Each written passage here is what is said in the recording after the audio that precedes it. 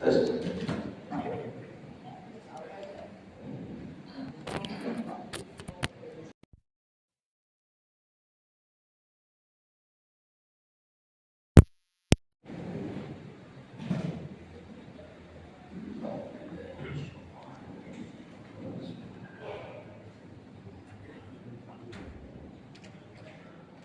Assalamualaikum warahmatullahi wabarakatuh.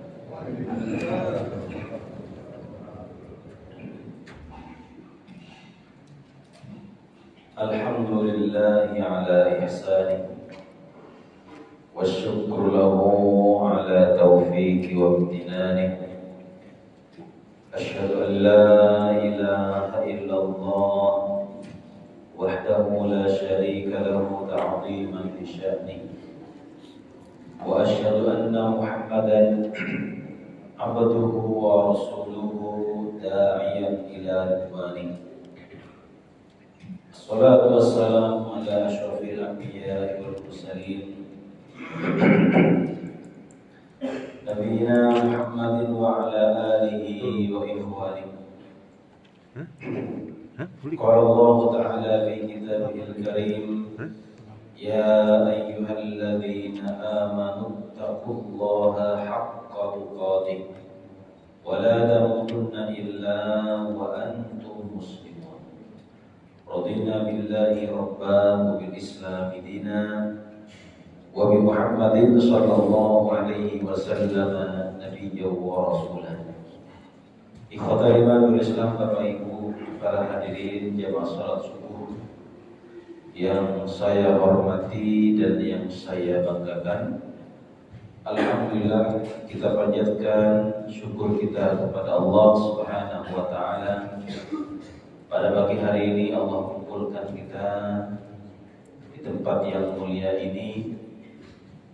Allah memilih kita di antara hamba-hambanya berada di tempat ini, melaksanakan sholat subuh secara berjamaah, walaupun dalam keadaan hujan, tetapi tekad semangat kita semua untuk menjalankan syariat Allah Subhanahu wa taala. Mudah-mudahan ini menjadi wasilah yang mengantarkan kita semua mendapatkan husnul khatimah, mendapatkan ampunan dari Allah Subhanahu wa taala, dan mudah-mudahan sebagaimana Allah kumpulkan kita di tempat ini pada pagi hari ini, Allah kumpulkan kita pula di surganya. Salawat dan salam kita haturkan kepada junjungan kita Nabi Muhammad sallallahu alaihi wasallam, kepada keluarga beliau, sahabat dan orang-orang yang mencintai beliau. Bapak Ibu yang dimuliakan oleh Allah Subhanahu wa taala, kita akan melanjutkan tadabbur Al-Qur'an kita. Insyaallah ini pembahasan terakhir dari surat Al-Fajr. Sebelum kita membahas menyingkap makna satu persatu daripada ayat ini, kita baca terlebih dahulu untuk mengundang keberkahan dari Al-Quran yang kita baca. A'udzu billahi minasy syaithanir rajim. Bismillahirrahmanirrahim. Kalla idza dukkatil ardu dakkan dakkan wa jaa'a rabbuka wal malaku saffan saffan waji'a yawma'idhin bijahannam yawma'idhin yatadhakkarul insanu wa anna lahu dhikra yaqulu ya laytani qaddamtu li hayati wa yawma'idhin la yu'adzibu 'adzabahu ahada wa la yuthiqu wathaqahu ahada.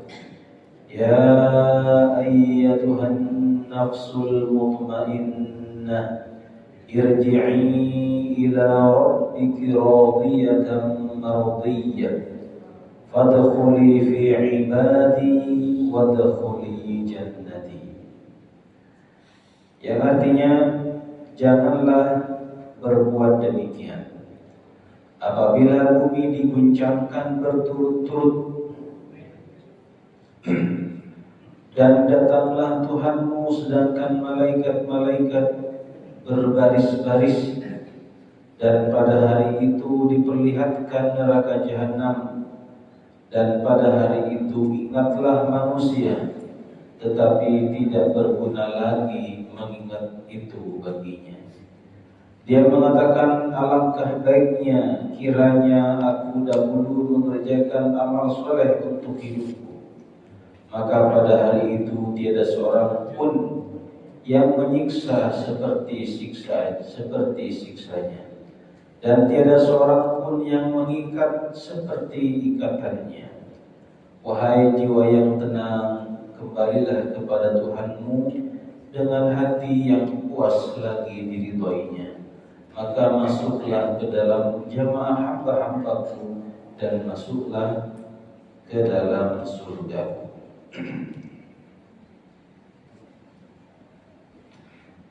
Shadaqallahul azim.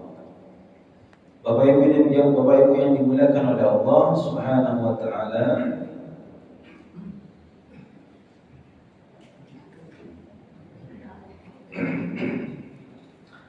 ayat ini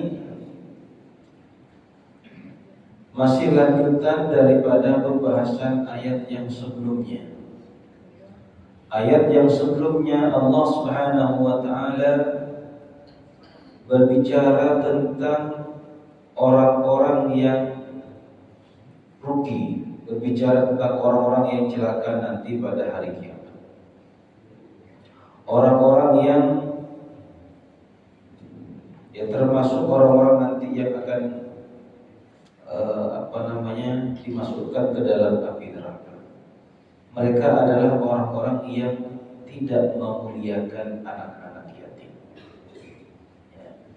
Mereka orang-orang yang tidak memberi makan ataupun tidak mengajak makan kepada orang-orang miskin.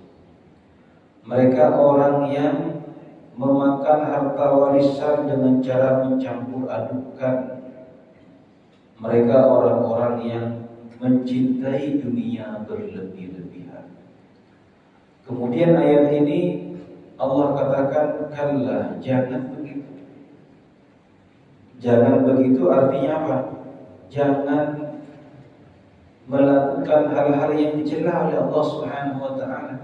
Perbuatan-perbuatan yang tadi itu tidak memuliakan anak yatim, tidak mengajak memberi makan orang miskin, memakan harta warisan dengan cara yang batil, kemudian mencintai dunia berlebihan yang menghalalkan segala cara. Jangan seperti itu kata Allah. Nah, 4 perkara yang disebutkan dalam Al-Quran ini semuanya ada di masyarakat kita. Semuanya nyata dalam kehidupan kita. Tidak memuliakan anak yatim, tidak tidak menghormati anak yatim. Dan ini bisa terjadi Bapak Ibu yang dimuliakan oleh Allah, di mana seorang anak yatim ketika dia tidak memiliki ayah, tidak memiliki ibu, dan dia bersama walinya, keluarganya yang lain, karena masih belum tahu apa-apa, hartanya dimakan, hak-haknya diambil dengan cara yang batil, tercampur hartanya anak yatim dengan harta walinya, yang bahkan kemudian yang dimakan dari harta anak yatim itu lebih banyak. Ini nyata.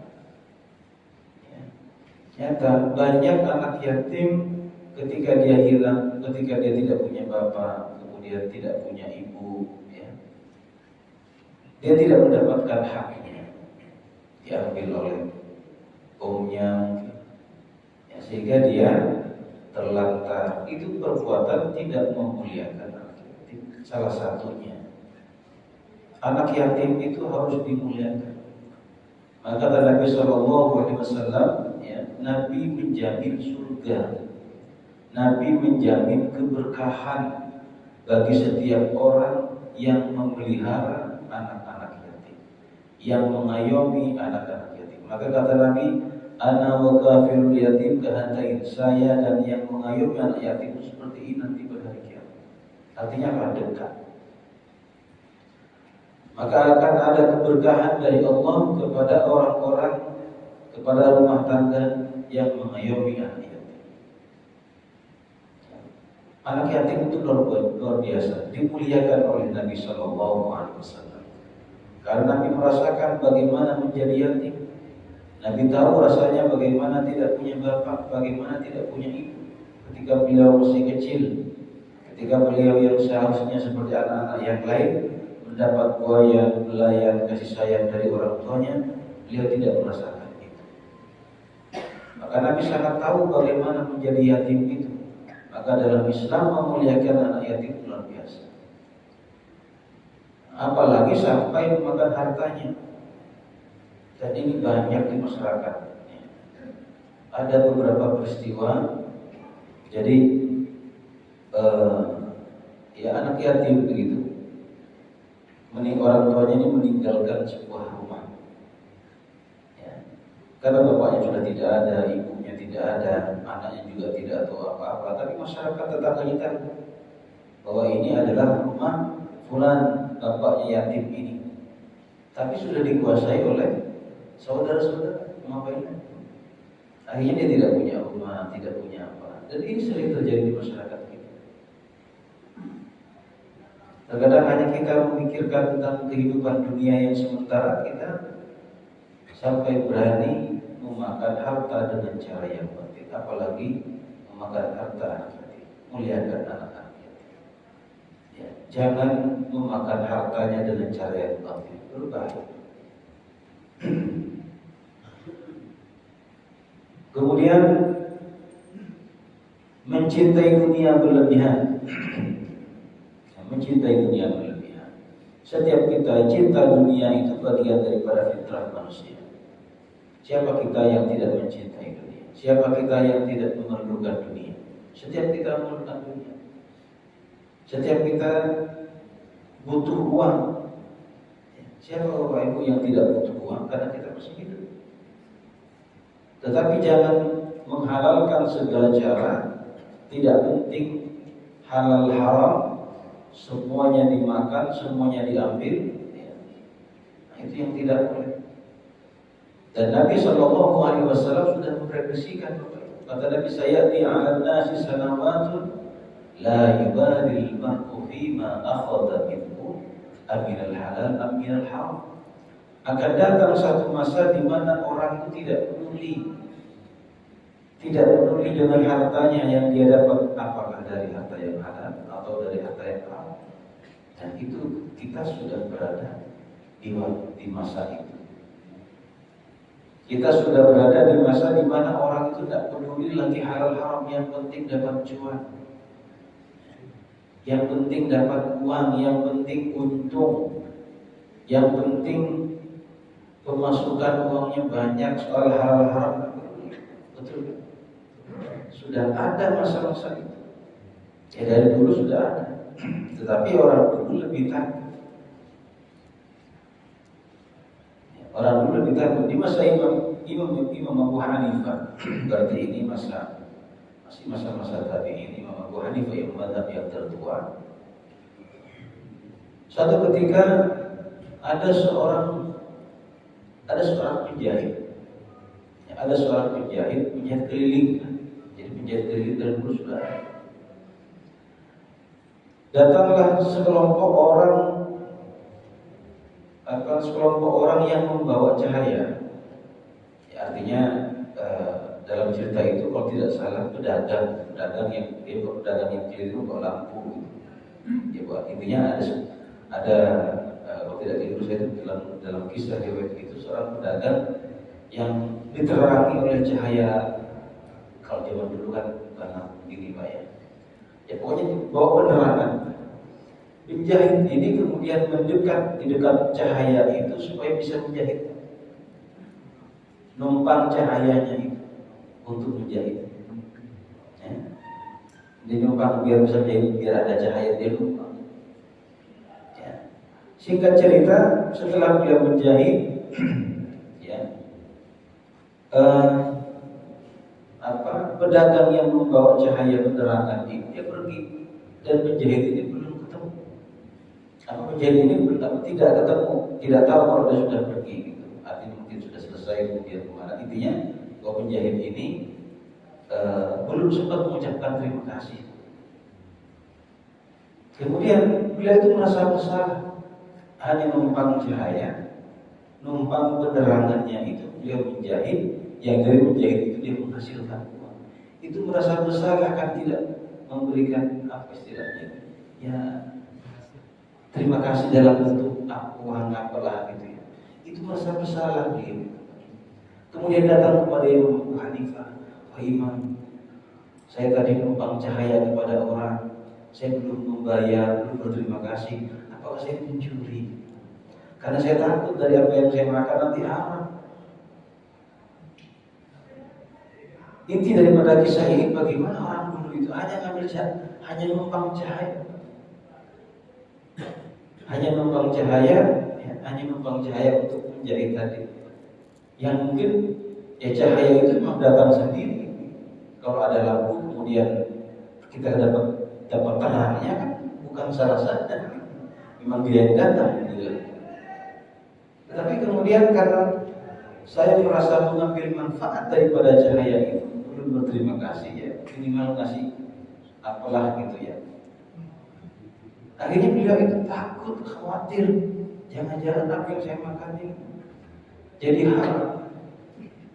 Nah, yang saya maksud adalah bagaimana orang dulu itu mereka sangat peduli dengan apa yang mereka makan. Mereka mempertanyakan yang mereka dapatkan ini, mereka makan ini halal atau tidak. Nah, apalagi zaman kita sekarang, yang kadang kita ke satu tempat bukan tempat umum ya. Contoh misalkan tempat jazz. Sudah, walaupun yang mungkin yang tidak masalah gitu ya. Tetapi ada perasaan harus izin dulu gitu. Bolehkah numpang jazz, kecuali kita di satu tempat yang misalkan duduk di kafe, duduk di bandara yang disediakan jazz. Kadang ada tempat-tempat yang bukan tempat umum gitu ya. Ada colokan ini, colokin saja gitu. Walaupun itu tidak masalah dan memang itu dipersilakan, tapi ada enggak kita itu izin dulu gitu kan? Bolehkah numpang jazz? Nah, itu mengajarkan kepada kita bahwa ada hak orang lain di situ kalau kita mau pakai menggunakan izin. Jangan-jangan orangnya tidak ridho gitu misalnya. Nah, kata Allah dalam ayat 21 ini, jangan kamu melakukan itu semua. Kalla idza dukkatil ardu dakkan, sekali-kali jangan. Apabila bumi diguncangkan berturut-turut. Kemudian Allah Subhanahu wa taala mengancam jangan sekali-kali demikian. Kemudian Allah menggambarkan tentang keadaan hari kiamat. Jangan kamu begitu. Coba kamu lihat, perhatikan nanti ketika bumi diguncangkan berturut-turut. Artinya dakka itu sama dengan idza zulzilatil ardu zilzalaha. Ya, tetapi kalau zilzal itu hanya zilzal sama dakka itu sebenarnya sama-sama gempa. Tapi dakka itu kalau zilzal itu hanya sebatas goyangannya. Dakka itu lebih dahsyat daripada itu, sampai hancur. Kalau zilzal sekarang kita rasakan namanya zilzal itu gempa, itu namanya zilzal. Jadi zilzal itu keadaan di mana bumi akan hancur. Ya. Tapi dakka itu ketika sudah proses hancurnya itu namanya dakka. Ya. Jadi kalau dakka itu guncangannya terus menerus sampai kemudian saling berhamburan dan kemudian menjadi hancur. Itu kata para ulama. Dakka syai' ayat hadam. Ya, sesuatu menjadi bergoncang sampai hancur. Kalau zilzal itu hanya bergetar. Kalau dakka syai' itu kemudian bergetar kemudian hancur. Nah, ini gambaran tentang hari kiamat. Nah begini memang usul Al-Quran ketika mengingatkan manusia, jangan kau melakukan itu. Ingat, nanti ketika bumi diguncangkan dengan keras, kemudian saling berbenturan, kemudian bumi itu akan hancur. Dan pada waktu itu wajah rabbuka wal malaku saffan saffa, dan Tuhanmu datang dan malaikat berbaris-baris. Ya. Wajah rabbuka ay amruhu wa qadahu, perkara Allah, ketentuan Allah datang. Artinya apa? Pada ketiga hari itu datang pengadilan Allah Subhanahu wa taala yang akan menghisap itu semua itu. Jadi datang Allah maksudnya apa? Datang perkara Allah, datang ketentuan Allah, datang pengadilan Allah Subhanahu wa taala untuk apa? Mengadili kehidupan kita semua ketika kita masih di dunia. Dalam hadis Nabi SAW, beliau bersabda, la tazul qadam 'abdin yaumal qiyamati hatta yus'al 'an arba'in. Kata Nabi, tidak akan bergeser kaki seorang hamba pada hari kiamat kecuali akan ditanyakan 4 perkara. Apa yang ditanya 4 perkara itu? Tentang apa? Umurnya diberikan oleh Allah umur yang panjang untuk apa? Selain umur apa? Tubuhnya yang kuat, tubuhnya yang sehat digunakan untuk apa? Apalagi ilmunya diberikan pengetahuan oleh Allah, ilmunya digunakan untuk apa? Yang keempat, apalagi nanti yang akan diminta pertanggungjawaban oleh Allah tentang harta, dari mana dia mendapatkan dan untuk apa dibelanjakan harta. Jadi tidak akan bergeser kaki kita ini sebelum apa? Sebelum ditanyakan perkara itu. Dan pengadilan Allah Subhanahu wa taala itu,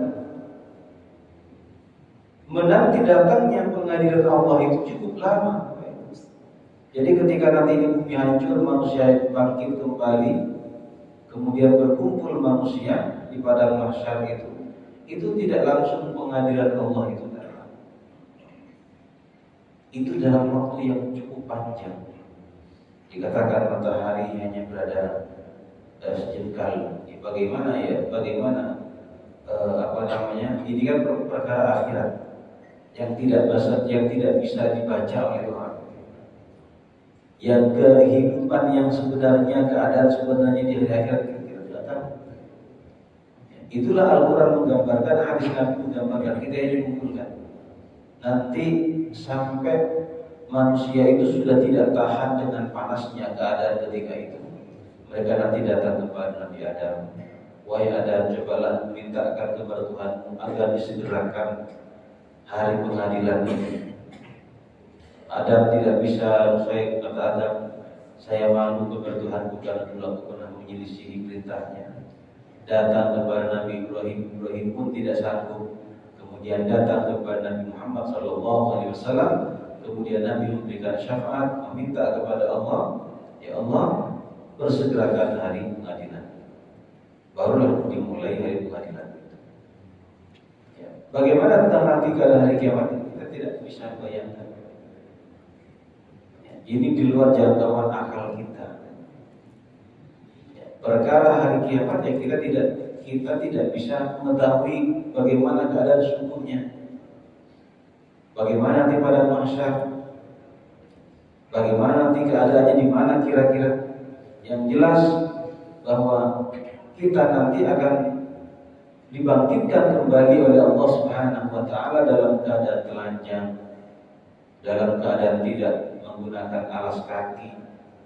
Tidak ada satu tubuh pun tidak ada satu helai pakaian pun yang kita pakai. Sehingga Aisyah ketika itu mendengar hadis itu agak malu gitu ya. Bagaimana coba? Manusia dibangkitkan dalam keadaan telanjang. Kita semua nanti bangkit dalam keadaan telanjang. Campur di situ laki-laki perempuan. Aisyah itu mendengar agak malu. Ya Rasulullah, bagaimana keadaan itu? Apakah kami tidak merasa risih, malu gitu? Apa kata Nabi? Ketika itu yang dipikirkan itu bukan soal tentang malu, Ada yang lebih besar daripada soal malu itu, ya. Ada yang lebih besar daripada malu itu. Ada yang lebih besar, ada persoalan yang lebih besar dari sekedar malu itu. Apa?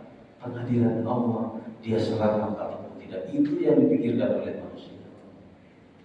Coba Bapak Ibu dimuliakan oleh Allah Subhanahu wa taala. Kita tidak usah ke akhirat. Sering terjadi di dunia ini, ketika ada gempa bumi dahsyat, itu banyak orang kemudian lari dari rumahnya dalam keadaan telanjang. Lari terbirit-birit, dia tidak sadar kalau dia telanjang. Lari terbirit-birit. Kenapa? Dia sudah tidak memikirkan itu barangnya itu. Yang dia pikirkan apa? Selamat, betul kan? Itu bagaimana akhirat nanti. Jadi nggak ada kita pikiran itu sampai kita ada sahidi, nggak ada pikiran begitu. Yang kita pikirkan itu sesuatu yang lebih besar yang menakutkan, keselamatan. Jadi nggak ada lirik-lirikan kita.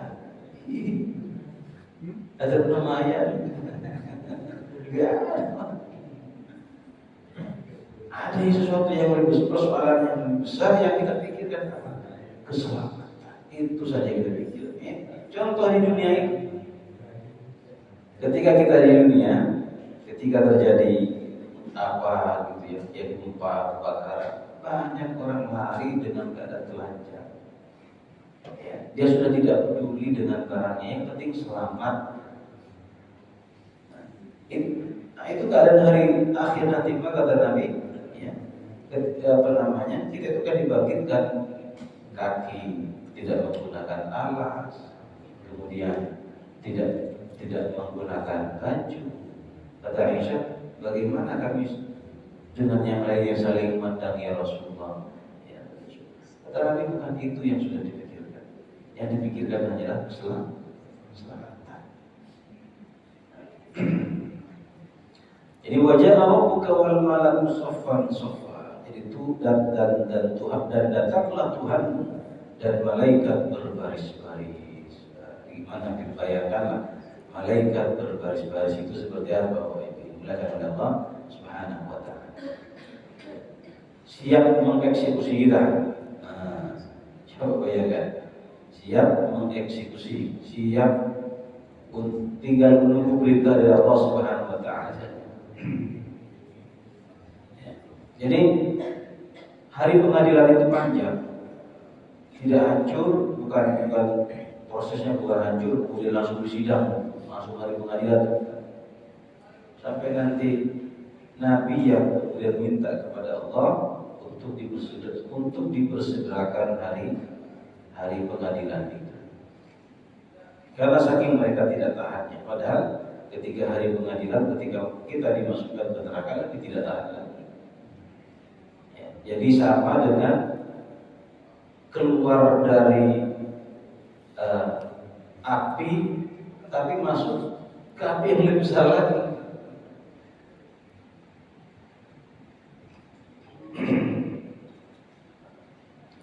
Waji'a yawma idzin bi jahannam yawma idzin yatadhakkaru al-insan wa anna lahu dzikra. Waji'a yawma idzin bi jahannam, pada hari itu diperlihatkan neraka jahanam. Inilah yang disebut dengan ainul yaqin. Ya. Kalau dalam surat Takatsur misalkan alhaakumut takatsur hatta zurtumul maqabir kalla sawfa ta'lamun thumma kalla sawfa ta'lamun kalla law ta'lamun ilmal yaqin la tarawunna al-jahim thumma la tarawunnaha aynal yaqin thumma la tus'alunna yawma idzin 'anil na'im. Ainul yakin, ada hakul yakin, ainul yakin. Kalau hakul yakin itu pengetahuan dengan ilmu. Jadi kalau misalkan ada orang Bapak Ibu yang belum umroh misalkan, tapi kan tahu cerita tentang bagaimana keadaan di Makkah. Karena dengar dari orang Makkah itu begini, atau apalah tempat wisata gitu ya. Kita tahu misalkan ada wisata di Balikpapan, wisatanya begini, tahu kita. Padahal belum usaha itu namanya masih hakul yakin. belum ke ainul yakin. Ainul yakin itu kelihatan langsung. Ini nerakanya. Kita mengetahui tentang neraka ini.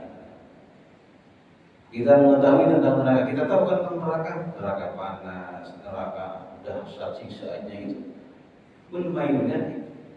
Tapi kalau sudah diperlihatkan oleh Allah Subhanahu wa taala, ini neraka sudah diperlihatkan depan mata kita. Ainul yakin.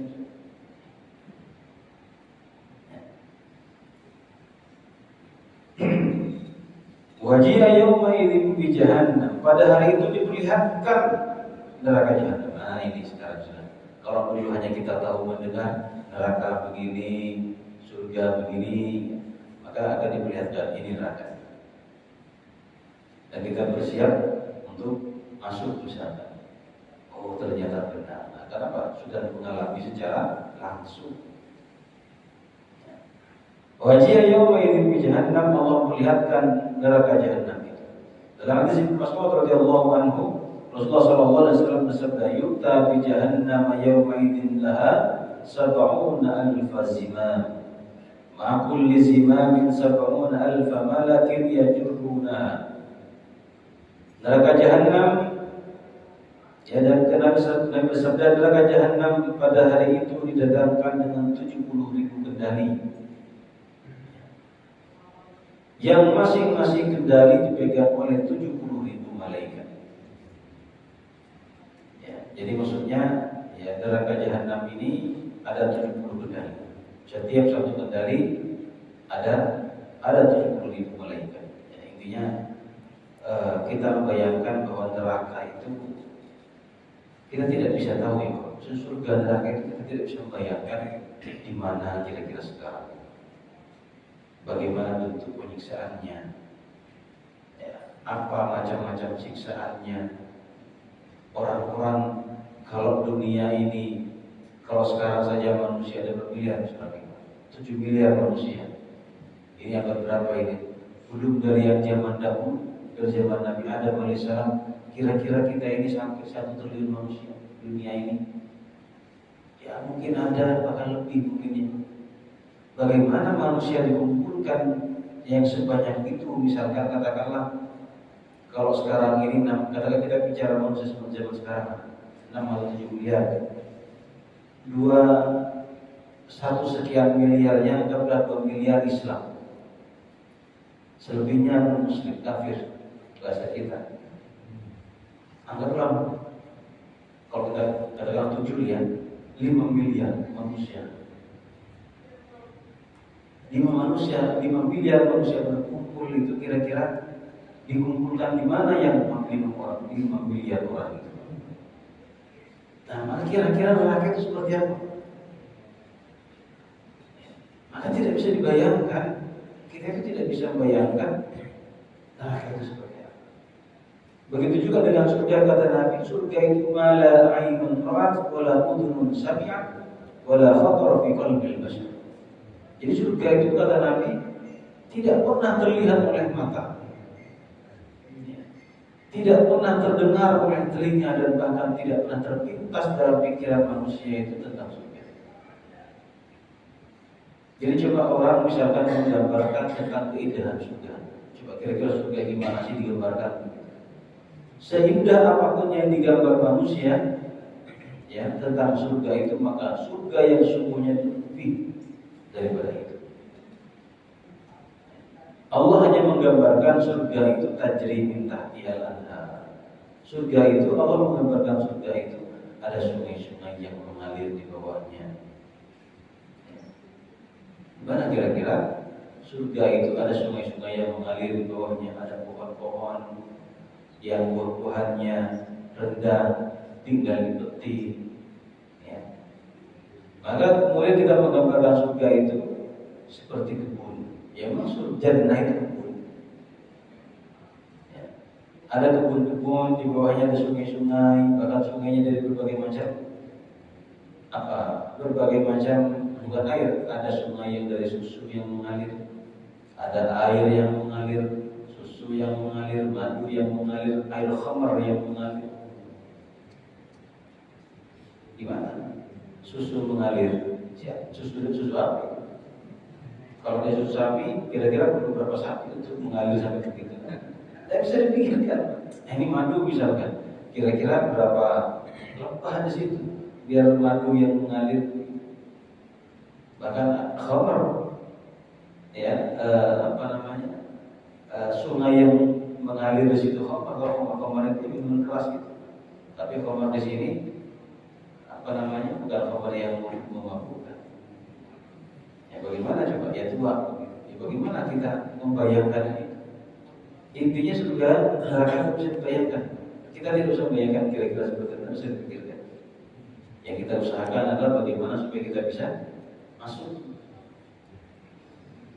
Yauma idzi yatadzakkarul insanu wa anna lahu dzikra, tapi mengingat itu sudah tidak ada gunanya. Ya. Manusia mengingat tentang apa yang dia perbuat ketika di dunia, apa yang kita lakukan itu ingat semua, Pak. Ya. Kita ingat semua yang pernah kita lakukan, keburukan yang pernah kita lakukan ini tiba-tiba kita ingat, belum kita pikun mungkin ya. Ketika nanti di dunia Allah berikan ingatan lagi. Wa anna lahu dzikra, tapi ingatannya sudah tidak berguna lagi. Ya. Yang ada adalah penyesalan. Apa penyesalannya? Yaqul ya laitani qaddamtu li hayati. Aduhai, gitu, alangkah sekiranya aku ini mengerjakan amal soleh dulu ketika hidup. Yang namanya penyesalan itu di belakang. Kalau seandainya manusia sekarang ini Allah perlihatkan kebenarannya, bahwa kebenarannya ini adalah beriman kepada Allah, kita harus yakin bahwa iman kita ini benar. Jangan ragu. Ya, kita meyakini bahwa Islam ini adalah hak, beriman kepada Allah itu adalah hak, surga itu hak, nyata, neraka itu juga hak pasti, hari kiamat juga hak, itu keimanan kita. Berdasarkan dalam Al-Quran, bukan hanya dalam Al-Quran, kita semakin meyakini kebenaran Allah, kebenaran Al-Quran melalui apa? Melalui kisah-kisah manusia yang ada dari zaman Nabi Adam AS. Bukan hanya Al-Quran yang mengisahkan. Di kitab-kitab yang lain pun demikian, Taurat, Injil, Zabur, ada cerita tentang nabi-nabi terdahulu. Ada nabi-nabi dari Adam AS sampai kepada Nabi Muhammad. Justru ini menunjukkan bahwa Allah yang menurunkan Nabi Muhammad adalah Allah yang menurunkan Adam, Allah yang menurunkan Musa, Allah yang menurunkan Isa. Maka kita percaya.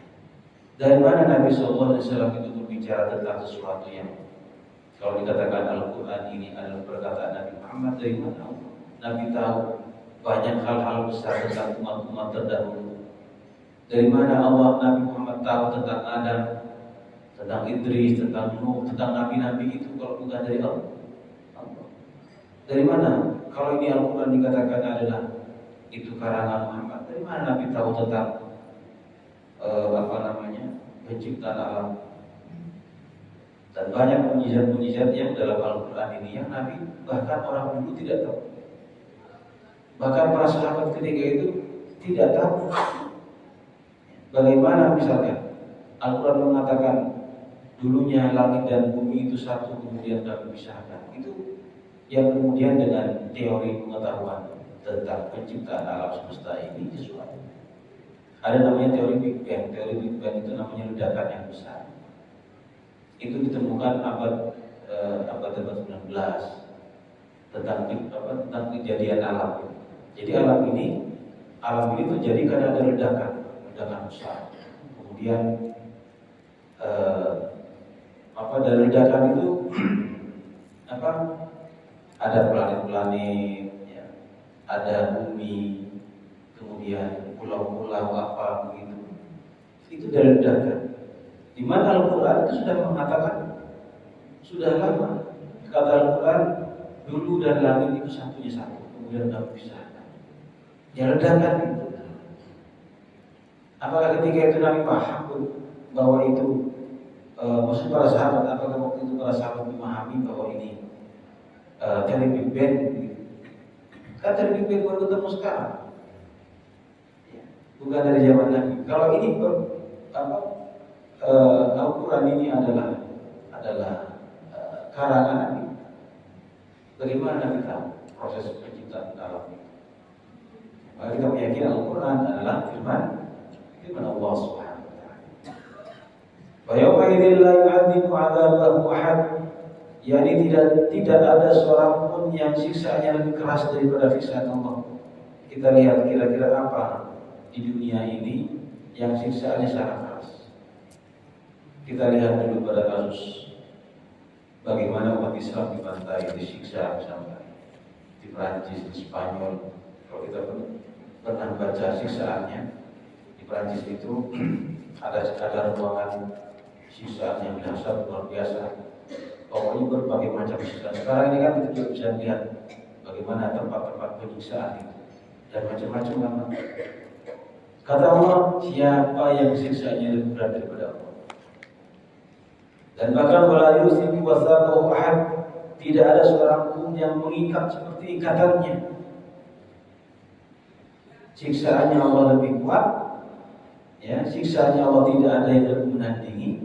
Sekeras-keras siksanya manusia tidak ada yang sekeras siksa. Ya, itu kepada orang-orang yang melakukan itu tadi, yang melakukan tidak memuliakan anak yatim, tidak menganjurkan makan, kemudian memakan harta dengan cara yang batil, kemudian mencintai dunia berlebihan. Ini akibatnya. Tapi bagi orang yang beriman, Allah panggil orang yang beriman itu. Apa Allah manggilnya? Ya ayyatuhan nafsul mutmainnah. Kalau tadi ayat 21 sampai 25 itu berbicara, sampai 26 berbicara tentang orang-orang kafir itu, orang-orang yang melakukan empat perkara itu. Nah, sekarang orang yang beriman, ya ayyatuhan nafsul mutmainnah, wahai jiwa yang tenang, orang yang beriman, irji'i ila rabbiki radiyatan mardiyah, kembalilah kepada Tuhan. Jadi nanti jiwa kita itu akan dipanggil oleh Allah, dan jiwanya adalah orang-orang yang beriman, itu disebut jiwa yang tenang. Jiwa yang tenang itu apa? Jiwa yang tenang itu adalah jiwa yang senantiasa berzikir kepada Allah Subhanahu wa taala. Alladzina amanu wa tatma'innu qulubuhum bi dzikrillah, ala bi dzikrillah tatma'innul qulub. Orang-orang yang beriman dan menenangkan hati mereka dengan berzikir kepada Allah. Ketahuilah, sesungguhnya dengan banyak berzikir kepada Allah, maka jiwanya akan tenang. Itulah jiwa-jiwa yang berzikir kepada Allah itu, jiwa-jiwa yang mengingat Allah itu, mereka adalah jiwa-jiwa yang tenang. Dipanggillah oleh Allah, wahai jiwa-jiwa yang tenang. Maksudnya siapa? Orang-orang yang senantiasa berzikir kepada Allah, orang-orang yang selalu mengingat Allah. Irji'i ila rabbiki, kembalilah kamu kepada Tuhanmu, radiyatan mardiyah, dengan apa? Dengan kehidupan yang memuaskan, dengan hati yang puas, lagi diridhoi oleh Allah Subhanahu wa taala. Fadkhuli fi ibadi, dan masuklah ke golongan atau jamaah hamba-hambaku. Wadkhuli jannati, dan masuklah ke dalam surga. Jadi panggilan yang sangat indah itu. Orang yang beriman dipanggil jiwanya, tidak dipanggil, bukan dipanggil namanya. Wahai jiwa-jiwa yang tenang, ini menunjukkan orang-orang yang senantiasa berzikir kepada Allah. Allah tidak sekedar menyebut wahai orang yang beriman, tidak, tapi wahai jiwa-jiwa yang tenang.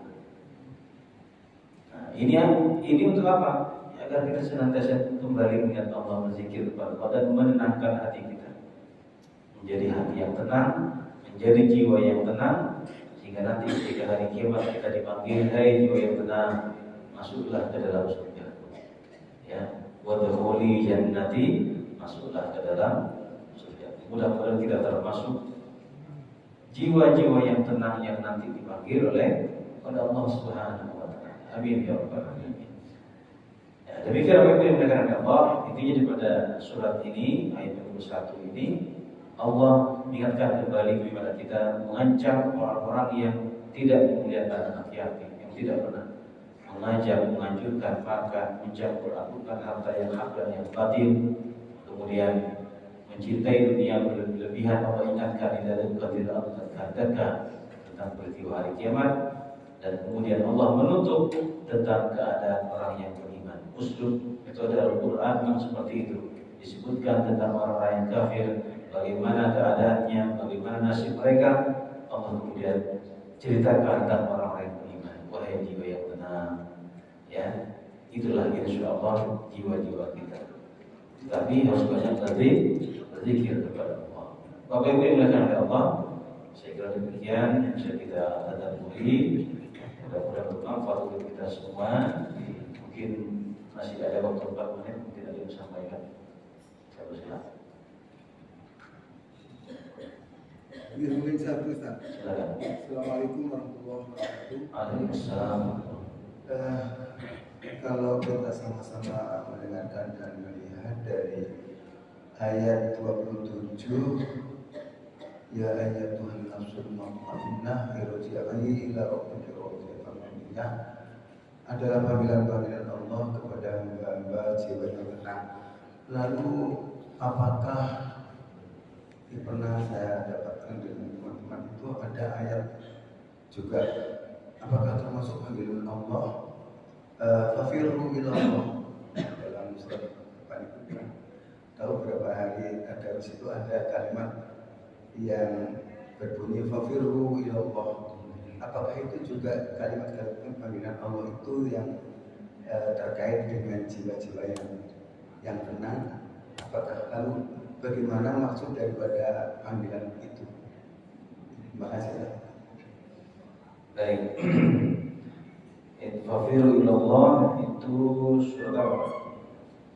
Ya, surat Al-Dhariyat ya.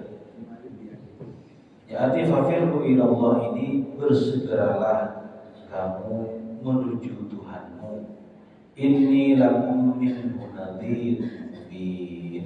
Sesungguhnya aku bagi kalian ini adalah peringatan yang nyata.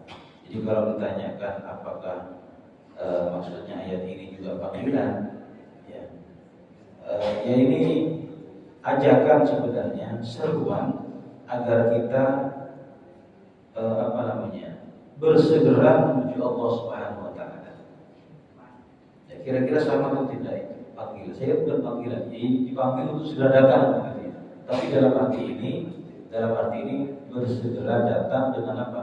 Dengan ya bersegera melakukan amal-amal soleh. Karena itu dikatakan ini lakum nadhirun mubin, karena sesungguhnya aku adalah pemberi peringatan yang nyata. Nah, jadi ayat ini seruan ajakan agar kita segera mendatangi Allah, artinya mengerjakan amal soleh. Itu yang saya kira ya bukan panggilan menurut saya, justru ini adalah seruan agar kita bersegera menuju Allah. Saya kira itu.